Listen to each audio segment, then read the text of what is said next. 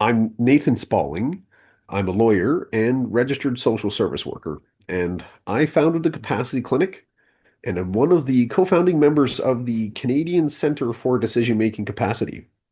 Some advice that I would give to the medical or legal professionals is first and foremost, definitely get information yourselves. There's a lot of a foundation to begin with, but when we're talking about something that is what I call a crack in the system. So much of the crack in the system comes from misinformation, miscommunication, or assumptions. And I'm going to say the fourth one, and maybe the most valuable, is talk to each other. We have been working in these silos for so long, and we've developed our own practices and procedures as to how are we going to independently identify vulnerability. And what we've been learning so much of is the value of information, educating people and informing people, the importance of a discussion between yourself and a client, between yourself and other professionals, can really build procedures and structures that are going to reduce the risks associated with these types of things. And that is definitely something that we've seen is the value of learning from other professionals has been so important. Number two, speak to each other in a language that you can understand. Again, one of the bigger barriers that we found is it feels academic. It feels the types of planning we're talking about is for this 1% of a 1% of the population, and it's for everybody. Decision making doesn't have disability boundaries. It doesn't have socioeconomical boundaries. It impacts everybody. It's a human right. And I would definitely say to guide your conversation, look at the process from the plan to the monitoring of it and the eventual use of this. And if you can have a structured conversation in those specific areas, I think that professionals are going to come to a ton of value, not only for their professional practice and awareness, but what they can distill to their clients. And you'd be shocked at how the clients can pick up on these very complex, very technical conversations and see it within themselves.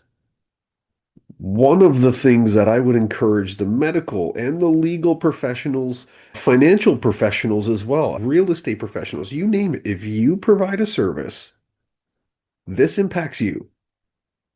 And one of the biggest misconceptions, or maybe just information that isn't being delivered to people, is that there's this internal belief that people will be able to tell for themselves that they're not able to make decisions. And in fact, the exact opposite is true, is they will not be able to tell this for themselves in almost all cases. And this means they are going to rely on people to have procedures, to have collaborative networks, so we can plan for how to identify this in order to protect people from harm or being taken advantage of. I'm going to encourage you to actually go one step farther than even just the legal professionals. The medical professionals I have found, depending on the setting, and I wouldn't say everybody's perfect in this way, but there is more collaboration, multidisciplinary collaboration around a person's care. And I'm not necessarily sure that same thing applies to the assessment of capacity in that context, but it does help to meet the needs of the person from a care point of view. Where that model falls short, though, is that same person that receives this sensitive, multidisciplinary type of care in the care context, in the hospital or health context, after they leave the hospital and they're discharged to go back to their house, they go down to the bank. They go into a law office. They go change where they're going to live. And that's where the multidisciplinary that we've seen has to include people from all of these different sectors, removing the silos of what risk factors we're in tune with as lawyers or as healthcare professionals or as financial professionals, asking for information to get a better sense of how do I meet the needs of this particular situation is one of the best steps that a person can do. And because there's so much privacy and confidentiality that also fits into these conversations, it does make it challenging. And that's where taking the steps, really is laying the groundwork for educating your client on the benefits of this type of approach can really help give more finality or certainty towards what they're trying to achieve from their health, from the legal point of view or financial point of view. So often people are focused in their planning discussions to planning for their eventual death, or how do they make certain financial or health or even mental health related decisions. And we've seen through the financial literacies, health literacy, mental health literacy, these are important points. It is absolutely essential to plan for these things.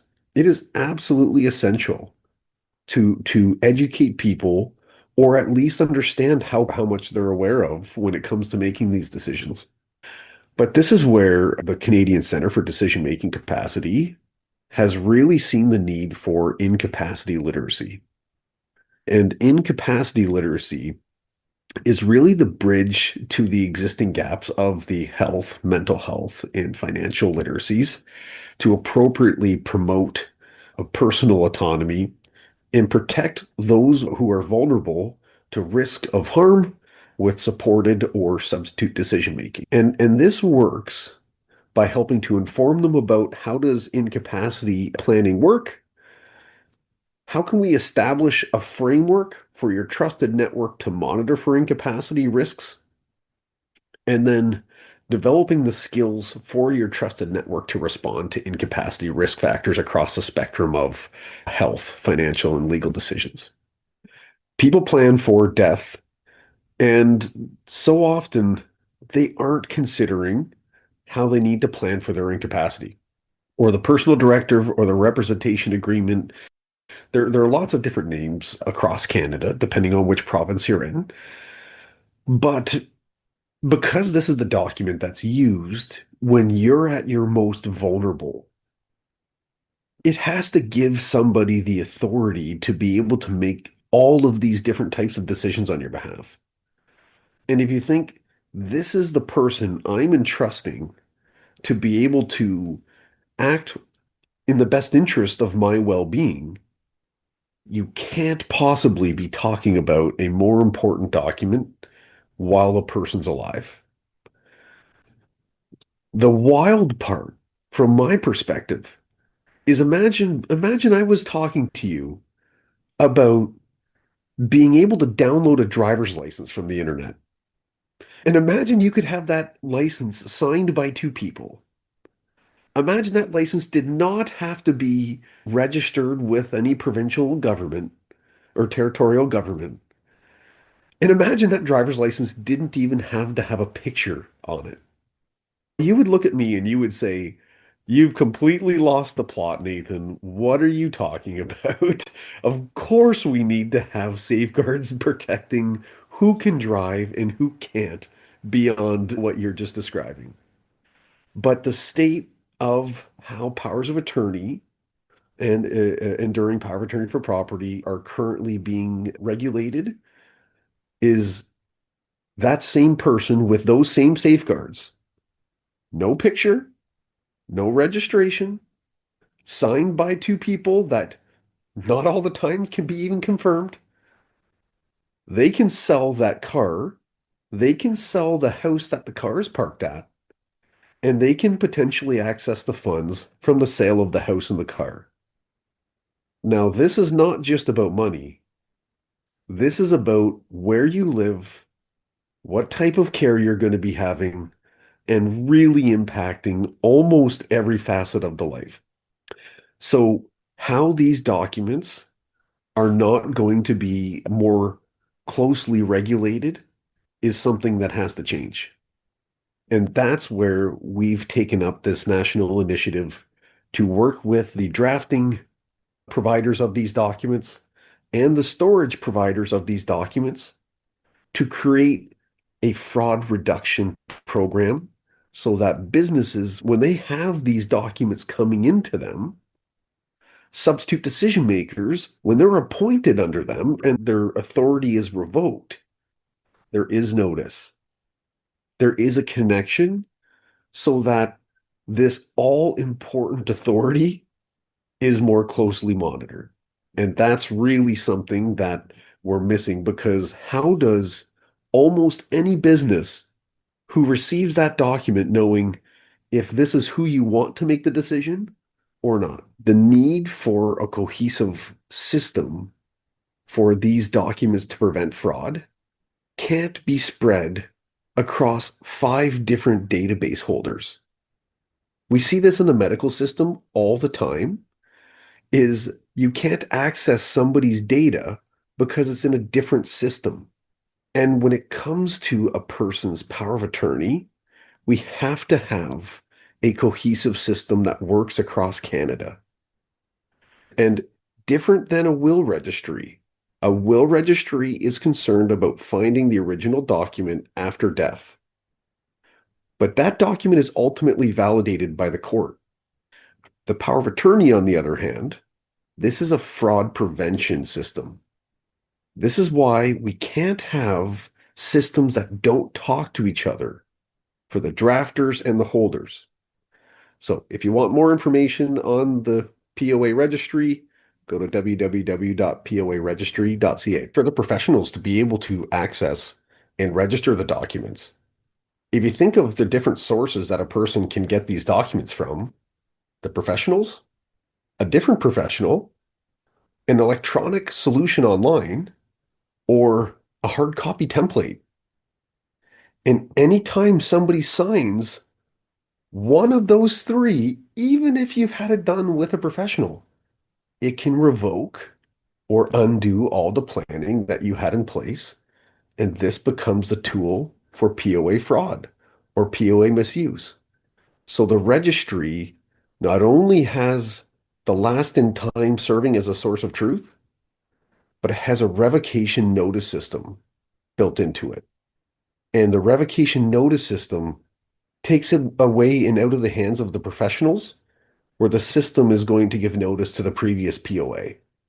And that previous POA, if they have noticed that they've had their authority revoked, this is the time that they can seek action and actually take proactive steps to protecting somebody's interest. A power of attorney registry does exist, and we are working with storage providers and drafting options, electronic and professionals, across Canada so that we reduce the risk of POA fraud and misuse. If we're talking about some of the due diligence, we're also facing a really big mountain here.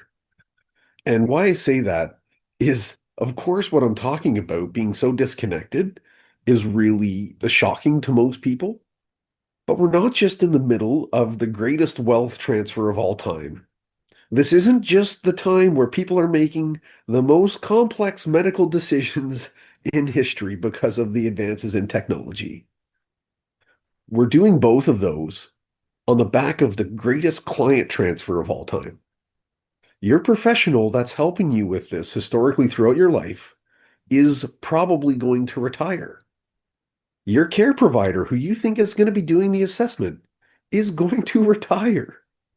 And these are all going to be the people that you're expecting to be there for you at these critical times. And there's so much subjectivity that people have without a Canadian framework for being able to have some reference points around things like capacity.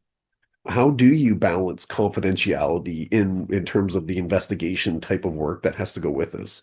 These are so important for the professions to start to give the members more guidance, more support, and more leadership around so that we're not just protecting their professional reputations, we're protecting the clients that we work with as well. The concern, it doesn't start at the time that somebody can't remember where they put their keys or the check that they wrote last week. The concern has to start at the planning stages. More transparency around who's expected to monitor this, who's expected to participate in this, is really what's needed here because people just don't have the training necessarily to be able to say, I'm going to respond to this concern because it's legitimate. So often, it's actually at a point where the vulnerability is so great that somebody could have been taken advantage of for quite a while.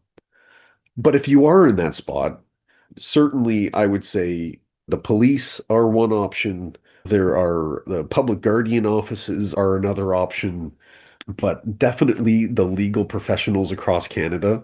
Hiring specialized professionals can definitely help. The reason that I'm somewhat partial to hiring legal professionals in this context, especially if you're concerned and the person's not cooperating and all the wheels feel like they're falling off the wagon, is because you need somebody to act in your best interest so that the investigation actually gets some fruitful information so you can be informed, am I going to take one type of action or another?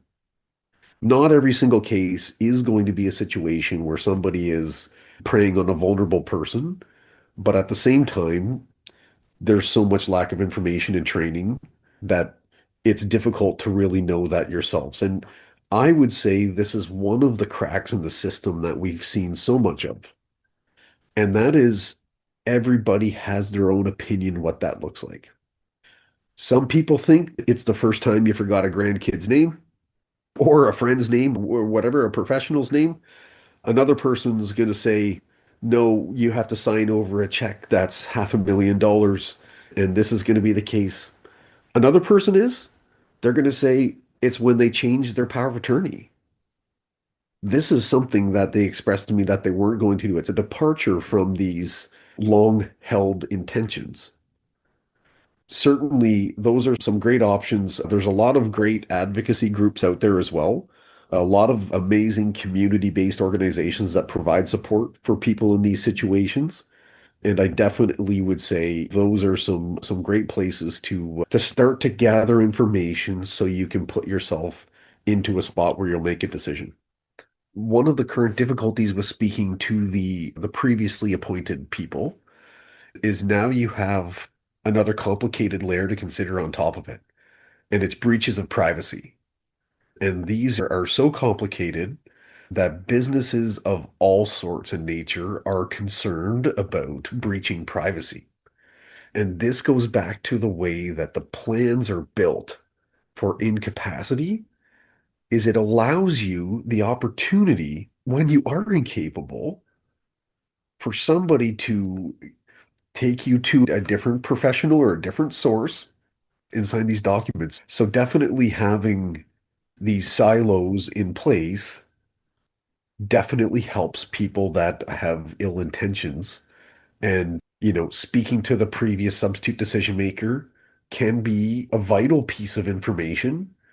But at the same time, for these other situations which aren't the outliers, this is the other side of the coin where you want to respect who they want you to talk to and who they don't want you to talk to. So it comes down to so much of the time the procedures that businesses are going to have when they're actually taking instruction from a substitute decision maker.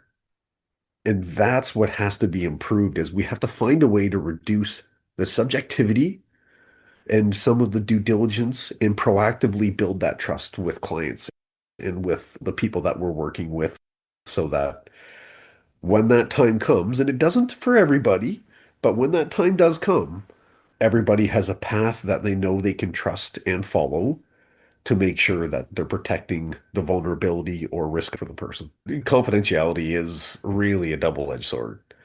And I say this because on one hand, you can see how it creates limitations to the due diligence that people would be crying out for. But on the other hand, it's the underpinning of the fabric of the legal industry is being able to have the confidence that I can make decisions, I can get information, I can get advice, and I'm not going to have to worry about the backlash of how other people are going to react. And that is, especially when it comes to these types of planning documents, such an important part of how does the professional balance this. I do think coming back to some of the education related stuff, a lot of people who don't trust their incapacity plan might not be aware of this plan they're making might not hold water if somebody challenges it because of their mental incapacity. So taking steps to document this and reduce those risks, even though it may mean we need to talk to a trusted contact, it doesn't always have to be the beneficiaries you're talking to. There's lots of people that are in a position to be able to provide very important information that doesn't require it going to the beneficiaries or the appointed attorneys or this type of thing. But it does require some educating as to the purpose for these things because there's a lot of information that somebody has to consider when they're putting together the appropriate plan for themselves. And the thrust of what we've been doing is we want to reduce the variability when people know it's appropriate to use supported, independent, or substitute decision making. And at the capacity clinic, we recognized that the assessment process so often has people doing this as a part-time in their own silos and without a lot of guidance or support to complete the assessments. So we've iteratively, over the past 5 years, been developing best practices to know what information does a person have going into the assessment? What types of questions should the person be asking during the assessment? And then what are some of the responses or observations that you're looking for to drive your conclusion of if a person's able to or not? And this really is something that is built on a multidisciplinary, iterative, collaborative, and practical approach because decision-making capacity is something very complex, but something that is very much needed in terms of reference points for people to set a plan and create clear expectations as to around when it's going to be used. So the thrust is of what the Capacity Clinic and the Canadian Centre is going to do is to create best practices for professionals to use and resources for them to be able to access to reduce the variation in the outcomes of this type of thing. We want to work with community stakeholders and we want to help iteratively develop the pan-Canadian assessment framework to help professionals have a clear understanding as to what these predictive risk factors are and how to respond to them. And that's something we're actively continuing to collaborate with people on and really build this evidence-based path toward incapacity literacy. For more information on what we're doing, you can check out the Canadian Centre for Decision Making Capacity at www.incapacityliteracy.org, or you can check out Capacity Clinic's website at www.capacityclinic.ca.